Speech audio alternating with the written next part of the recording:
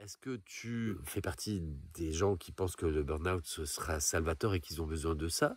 Ou est-ce qu'il vaudrait pas mieux, en amont, remettre ta vie en cause, accepter l'idée qu'il pourrait faire autrement, mais il y a quelque chose de l'ordre de l'inacceptable, c'est pas possible.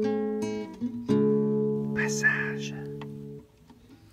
Lors de mes échanges avec des gens que je rencontre, il y a vraiment quelque chose qui ressort assez fréquemment.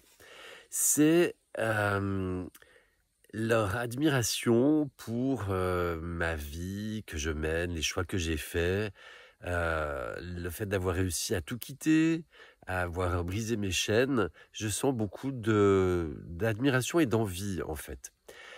Et ils auraient envie d'une vie différente, peut-être pas exactement telle que la mienne, parce que moi-même, je ne suis pas passé d'une vie classique avec une vie en appartement au van aménagé, mais disons à une vie différente avec moins de contraintes, et notamment celle du travail.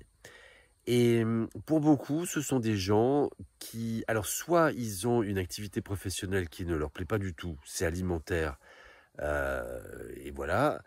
Pour d'autres, c'est carrément l'inverse, c'est une activité qui leur plaît beaucoup, ça peut même être carrément une passion. Certains sont indépendants, mais eh bien, ils sont piégés par les horaires, par la quantité de travail qu'ils doivent fournir. Et les uns comme les autres, souvent, sont piégés par des histoires de conditions de travail et ou d'horaires, et ils aimeraient autre chose. Et ce qui se passe, c'est que cette situation, elle est trop pour eux. C'est-à-dire, ils en subissent vraiment les conséquences et ils aspireraient à avoir notamment moins de travail et plus de temps libre. Ce qui ressort vraiment chez chacun d'entre eux, c'est une grande lucidité par rapport à la situation, que c'est trop, qu'il faudrait faire autrement. Déjà, beaucoup, ils sont dans l'addiction, ils fument, ils sont tabagiques, donc il y a l'addiction au tabac, assez marquée dans la plupart des cas. Pour certains, il y a carrément des signes de leur corps. Et puis, pour d'autres, malheureusement, c'est aussi des symptômes psychiques et ou physiques. Donc en fait, il y a tous les signes. Ils sont bien conscients, mais malgré tout, ils continuent avec, en filigrane, enfin en filigrane pas forcément même caché, c'est cette notion de « j'ai pas le choix ». Et en fait, ce « j'ai pas le choix », il est un peu difficile à comprendre, et même de leur part, des fois, parce que les choix, c'est nous qui les faisons.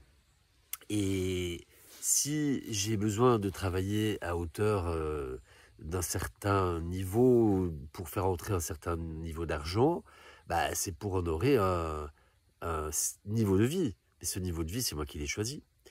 Et là, en fait, je sens qu'il y a un petit bout qui manque, en fait, chez la plupart d'entre eux, pour accepter l'idée qu'ils pourraient faire autrement.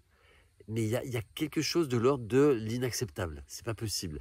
Voilà, donc j'avais envie de partager ça avec vous parce que, en fait, quand on en discute, tous sont d'accord qu'à un moment donné, c'est le corps qui lâche, ou la tête, ou les deux. Et que, alors ceux qui pensent justement ne pas pouvoir réduire leur temps de travail pour différentes raisons, soit ils sont indépendants ou s'ils sont employés, ils ont envie d'être sympas avec leur employeur, mais ils oublient que s'ils font vraiment un burn-out, eh bien, ils seront plus là du tout au travail. Et pas seulement pour un temps limité, comme on pourrait l'être pour une fracture, une opération, une grippe, mais pour des fois des semaines ou des mois, si on revient. Je connais quelqu'un qui n'est jamais revenu au travail. Et tant mieux pour lui, son burn-out lui a fait vraiment prendre conscience de certaines choses. Alors pour certains, il faut arriver là, il faut toucher le fond pour pouvoir rebondir. Voilà. Mais moi, je t'invite juste à réfléchir. Est-ce que tu fais partie des gens qui pensent que le burn-out ce sera salvateur et qu'ils ont besoin de ça? Ou est-ce qu'il ne vaudrait pas mieux, en amont, remettre ta vie en cause? Est-ce que, par exemple, tu es vraiment obligé d'avoir le niveau de vie auquel tu aspires? Qu'est-ce que tu pourrais changer? De quoi pourrais-tu te passer pour finalement alléger les revenus? Voilà. Donc je lance la question. Vous pouvez réagir dans les commentaires, ce sera fortement apprécié. Et puis, je vous encourage vraiment à vous poser les bonnes questions, savoir ce que vous avez vraiment envie de faire dans votre vie, et puis à faire les bons choix. Si cette vidéo vous a semblé pertinente, merci de la partager au plus grand nombre, de laisser des commentaires, des j'aime, et de vous abonner à la chaîne. Belle journée à vous. Passage.